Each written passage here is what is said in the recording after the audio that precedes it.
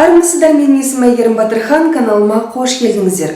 Бүгінгі бағдарлама жалпы ипотека жайында болады. Ипотеканың әйелдерге арналған түрі, яғни әйелдерге арналған ипотека жайында болады.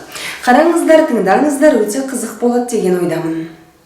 Сонымен жалпы алғанда Қазақстанда 9 миллион әйел тұрады екен, оның 4,5 миллионы жұмысқа қабілетті, яғни жұмыс істейді.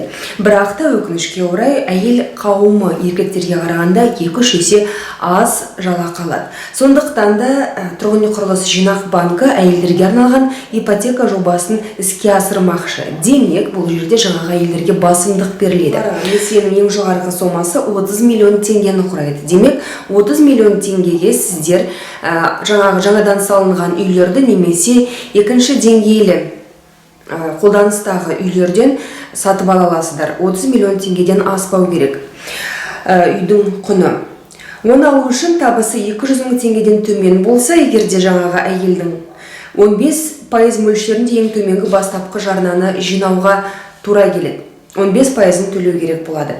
Ал табысы 200 мың теңгеден асатын әйелдер үшін 20% бастапқы жарнаның жеткілікті. Демек, сіз мысалы 30 миллион теңгеге үй алатын болсаңыз, соның 20%-ын төлеу керексіз, егерде сіздің жалақыңыз 200 мыңнан асатын болса.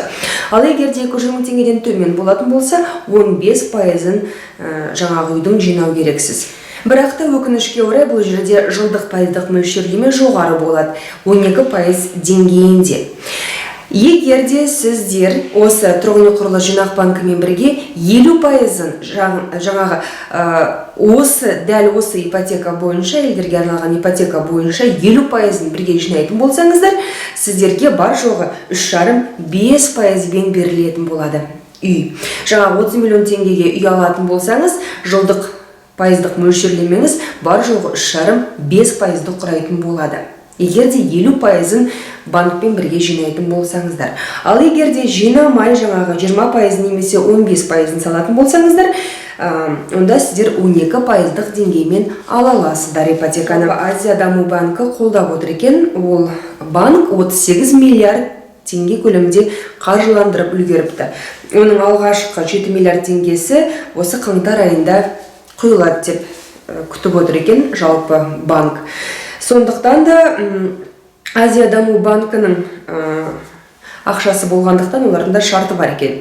Ипотекалық несиенің 40%-ын олар ірі қалаларға жұмсасын, ал қалған 60%-ын аймақтарға беру керек деген шарт қойыпты. Демек, сіздер жаңағы басқа да ірі қалалардан тыс жерлерде тұратын болсаңыздар, сіздерге басымдық көбірек беріліп отыр. Сіздерге жаңағы 60% осы жаңағы берілетін ипотеканың көлемінің 60% сіздерге тиесілі. Қызық болды деген ойдамын. Бұл кішкене ғана, кішігірім ғана ақпарат.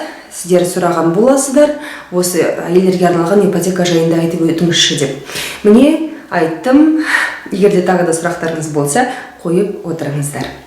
Сау болыңыздар.